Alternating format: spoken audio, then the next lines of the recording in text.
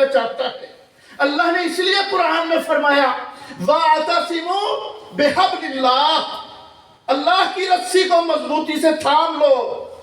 میرے بھائیوں، ہمارا بچہ جانتا ہے، علماء تو الحمدللہ اس امت کے وارث ہیں، بچے جانتے ہیں کہ اللہ کی رسی اللہ کا قرآن ہے، جو اللہ رب العزت نے محمد الرسول اللہ صلی اللہ علیہ وآلہ وسلم پر 23 سالوں میں نازل کیا۔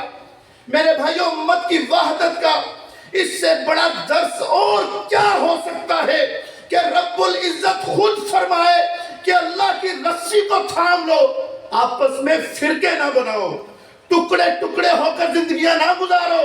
میرے بھائیوں، بات انشاءاللہ علماء کرام کریں گے، میں مختصر سی اپنی حاضری لگوانے کے لیے اللہ قبول فرما لے۔ بہت بڑی کوشش اور کاوش ہے۔ میں سلام پیش کرتا ہوں شیخ محمد یعقوب شیخ صاحب کو، اللہ تبارک و تعالیٰ ان کی حفاظت فرمائے۔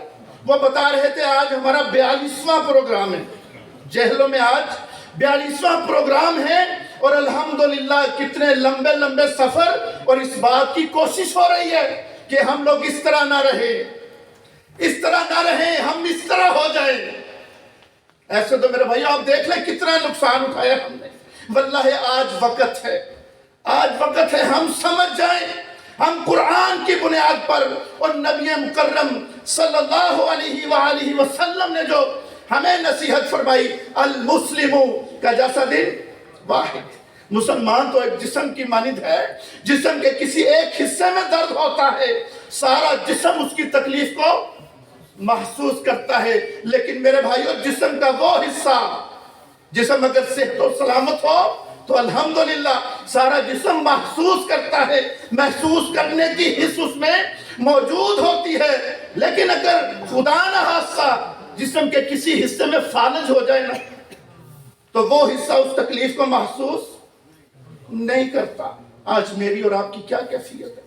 میں اللہ رب العزت سے دعا کرتا ہوں، اللہ رب العزت ہم سب کو یہ جو مشن لے کر چلے ہمارے بھائی، اللہ تبارک و تعالیٰ اس مشن کی تکمیل کے لیے ہم سب کو اپنا بہترین کردار ادا کرنے کی توفیق عطا فرمائے۔ جزاک اللہ خیر۔ السلام علیکم ورحمۃ اللہ۔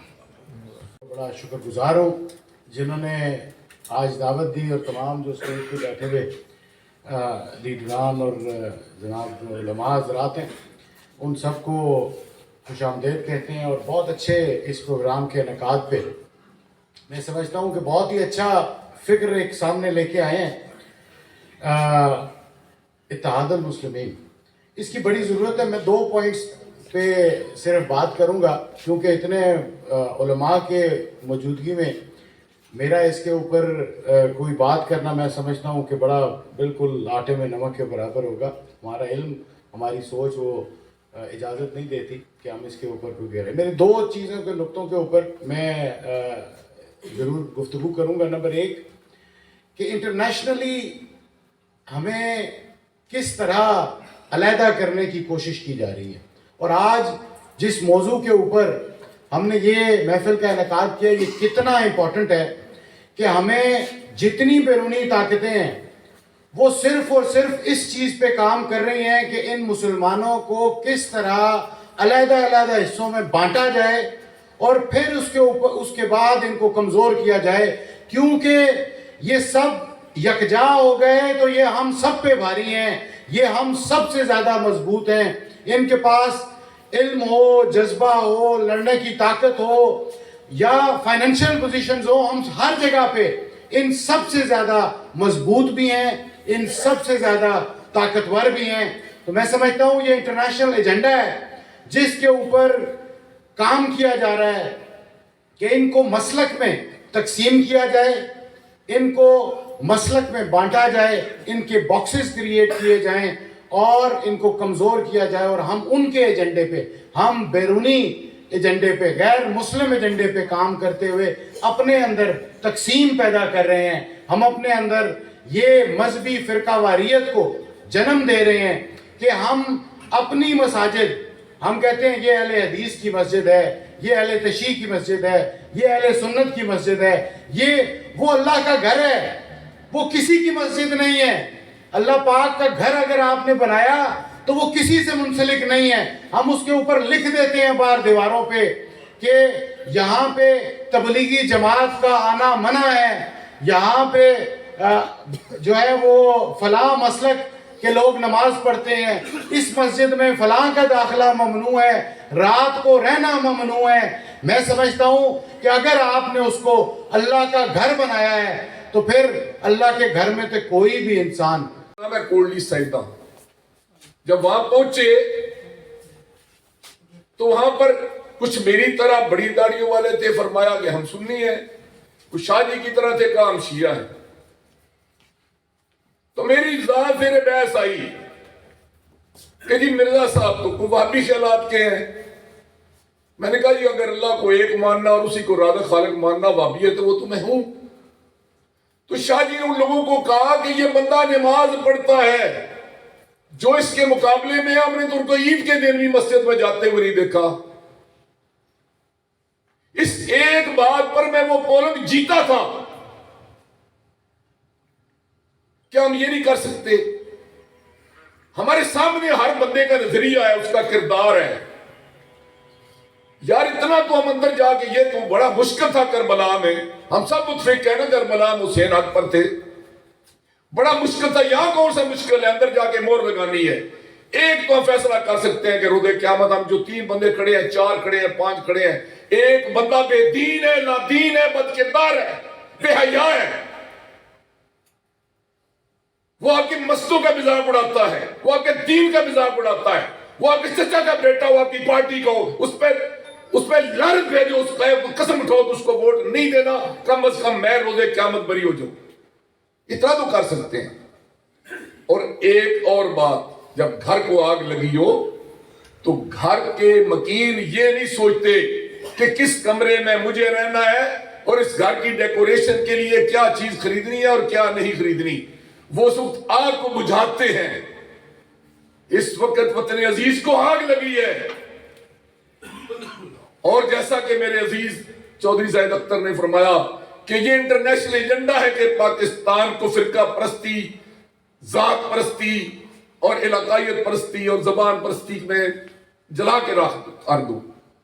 تو آج ہمیں کم از کم ایک اور بات کرنی ہے, وہ یہ کہ جب ہم بیٹھیں تو جو شخص آپ کے سامنے مسلمانوں کی تضییق, مسلمانوں کی تکفیر کی بات کرے, کہے بھائی معذرت, مجھے لڑائی کے لیے کافروں سے کہا گیا ہے, مجھے ان سے نفرت کرنے کا کہا گیا ہے, مجھے تو یہ سبق دیا گیا ہے کہ کل مسلم اخواتون, کے تمام مسلمان بھائی بھائی ہیں, وہ کلمہ پڑھتا ہے میرا بھائی ہے, میں اس کی غیبت کروں گا تو میں روز قیامت جواب دے ہوں گا.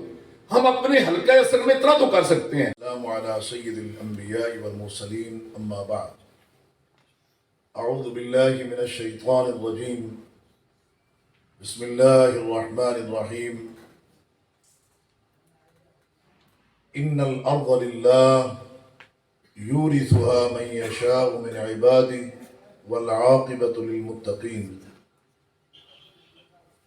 والحمد لله القائل ولا تكونوا كالذين تفرقوا واختلفوا من بعد ما جاءهم البينات. وقال رسول الله صلى الله عليه وسلم العلماء ورثة الأنبياء أو كما قال عليه الصلاة والسلام. قابل قدر قائدین امت, عمائدین جہلم, قابل قدر علماء, ائمہ مساجد, خطباء,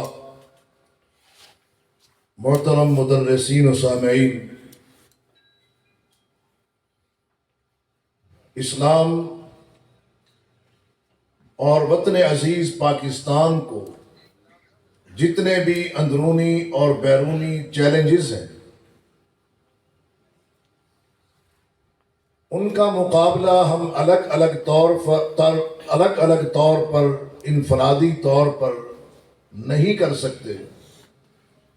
اس کے لیے اتحاد و یکجہتی کا ہونا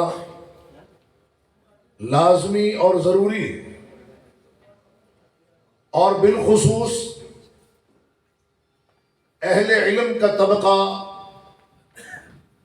اور وہ لوگ جو منبر و محراب کے وارث ہیں، علوم نبوت کے وارث ہیں، نبی کریم صلی اللہ علیہ وسلم کے نائبین ہیں، ان کی صفوں میں اتحاد و یکجہتی کا ہونا انتہائی لازمی اور ضروری ہے۔ اس سطح پر اتحاد و یکجہتی کی فضا جب عوام کی نظروں سے گزرے گی تو ہماری عوام بھی منظم اور متحد اور متفق نظر آئے گی،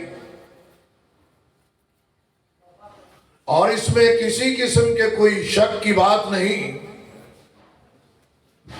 کہ جب تک احترام باہمی نہ ہو اس وقت تک اتحاد و یکجہتی کا سفر نہیں ہو سکتا۔ لازمی اور محمد یعقوب شیخ صاحب اہلاً و سہلاً مرحبا کہتا ہوں، اور ہمارے اسٹیج پہ بیٹھے ہوئے ہیں سید عبدل عویز شاہ۔ الله جميعا ولا تفرقوا وقال النبی صلی اللہ علیہ وآلہ وسلم صلی اللہ علیہ وسلم کے امتیوں کے گھر میں پیدا کیا، پیدا ہوتے ہی میرے کان میں اللہ اکبر اللہ علیہ وآلہ وسلم کو اپنا رسول مانتے ہیں، اللہ کے سوا کسی۔ ابھی مہمانوں کے لیے کھانے کا انتظام کیا گیا ساتھ والے حال میں، تو میں اقرار کرنے والے